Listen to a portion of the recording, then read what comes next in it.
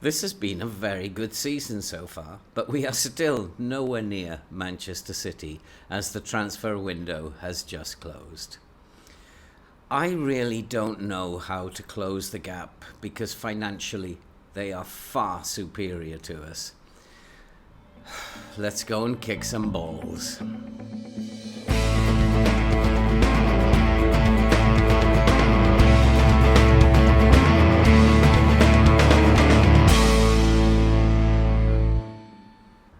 Hello and welcome back to the Liberty Stadium in Swansea, and if you are a first-time visitor, then why not? Subscribe, watch, like and comment. Help the channel to grow and help us to support the very worthwhile cause that you can see scrolling above.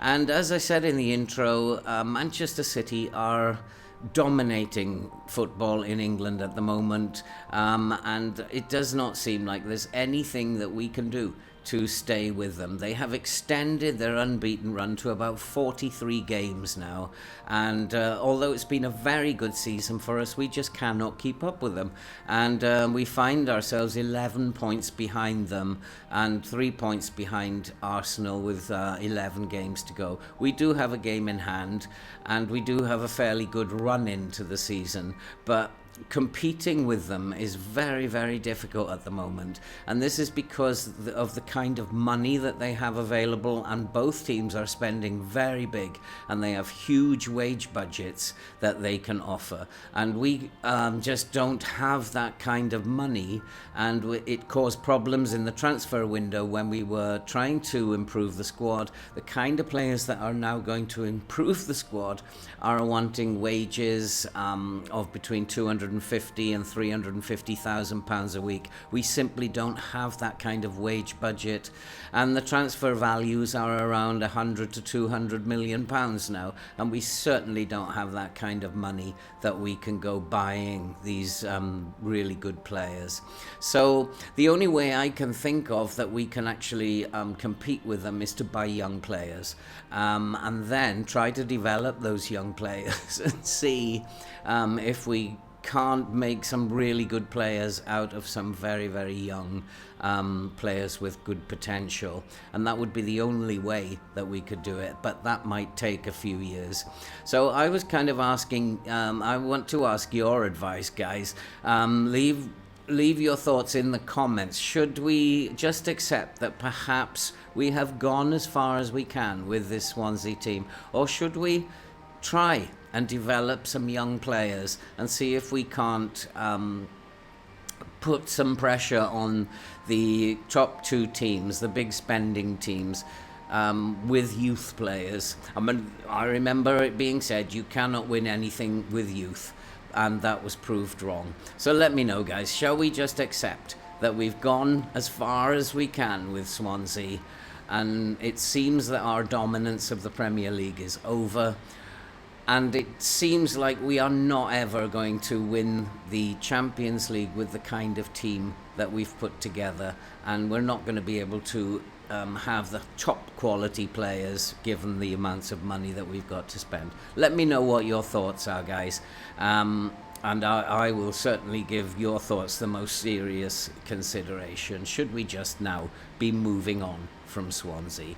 And that is not even an option in this save, because I have not been offered a single job. There has not even been a job interview. This is quite the weirdest save that I have ever done in FM.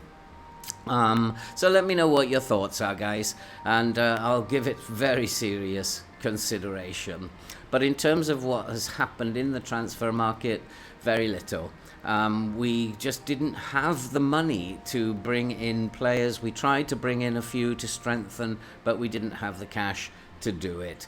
So the only thing that has actually happened in terms of players coming in is we brought a young Brazilian, Adicio. We brought him in from SEP in Brazil for £12 million.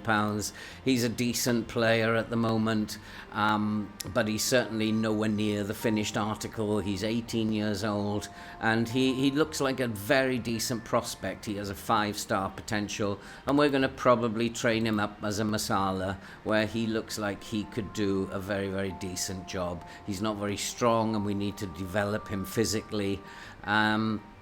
But who knows? He might be the first of the young players coming in that can take this team to a different level. His value has gone up since coming into between 50 and 60 million. So he is highly regarded as a young player. He has a strange haircut and beard and a strange look, but and his eyes are a bit close together for my liking. But hopefully we'll develop him and he'll become a very, very sound player. That's it. That's happened in the transfer market. We've let a few young players go out. Jeremy Lin, Jay Davis, Evan Watts, they all went out on loan. We also loaned Moses Etim, the young midfielder who's not had enough game time, so it was time to let him go out and play some football. And Matt Grimes, his time at the club has finally come to an end, and he has left and gone to Sporting in Portugal, and we wish him all the very, very best for his future. He has been an absolute legend for this club. And in terms of what has happened on the pitch, when you were last with us, where were we last time? You saw us, was it Burnley that you saw us? No, it was Manchester United. We had that unfortunate 2-2 draw at Manchester United. And then we went to the semi-final first leg of the Carabao Cup, where we managed to draw 2-2 only with Arsenal at home, and that wasn't the greatest of results that I was hoping for. We then beat Luton quite easily with the reserve team by 2-0 in the FA Cup third round, and we were finally put out of the Carabao Cup when we lost away at Arsenal by 1-0. We followed that with a very nice 3-2 win against Tottenham, but we could only manage a 1-1 draw against Chelsea. And then against Aston Villa, we had a very nice 6-2 away victory, and things were looking better. It hasn't been a bad season, and we followed that with a very nice 4-0 win at home to Everton. And things were tough at the time. We had a lot of injuries we were dealing with, but we did manage to beat Brighton at home by 3-2 in a very exciting game that was. And in the FA Cup fourth round, we beat Birmingham away by 3-0, quite comprehensively in the end. And then we have just recently beaten West Brom away in the Premier League by 3-0. So you can see it has not been a bad season. We have played well. We have accumulated a lot of points. We've won a lot of games. We've drawn perhaps a few too many, 2 or 3 too many, but it has been a good season. We just cannot keep up with Manchester City, and their unbeaten record is now around 43 games, and at some point it has to end, surely. But today we are just going to focus on the Champions League, first knockout round, first leg, where we are away at Ajax. They are a very, very good team, and we're going to have to be at our best today to get any sort of result over there. So let's go and play against Ajax, and let's see if we can't progress in the Champions League. And so the team for today against Ajax is Costa in goal, Mela, Thiet, Buongiorno and Gossans at the back, Pobega, Shortire and Adley in midfield, with Broja, Osimhen and Vitinha up front. We do have the young boy Ravane on the bench should it be necessary to make some attacking changes, because he is in extremely good form, and he may well yet need to come on, because I don't feel very confident in terms of this game. I think Ajax are a very, very good team, and we're going to have to play well to get anything out of this game. And I don't know if we will. We shall see. We shall go to this game pessimistically, but who knows what will happen on the pitch today. I'm really hoping that we can play well and get a good result, and That's all really that we want. A good point away from home. A draw away from home will be absolutely ideal. And it is Swansea with a throw in. And here is Gossans. Gossans looking for Pobega. Pobega, he finds Gossans and back to Shortire. Shortire finds Brozier. We're playing it about quite nicely. Here is Gossans. He finds Brozier to Shortire. This is nice, slow pace, passing it around, trying to dominate the possession. And there's a lovely ball over the top, but nobody is running on to that. Players are tired and not quite functioning properly at the moment. We do have a very small squad at the moment. And here comes Eriksson. Eriksson's looking to chip the goalkeeper, but that goes harmlessly over the bar. We have a very, very small squad. We actually only have 21 players registered, and that is a bit of a concern. But at least the players will be getting the game time that they are pleading for all the time, and no complaints when they're tired. And here is Vitinha. Vitinha is looking to bring it forward. He finds Brozier. Brozier carries on down the left. Can he get a cross in? He looks back for Shortire. Shortire for Gossens. Gossens finds Shortire again, playing it around nicely. Here is Pobega.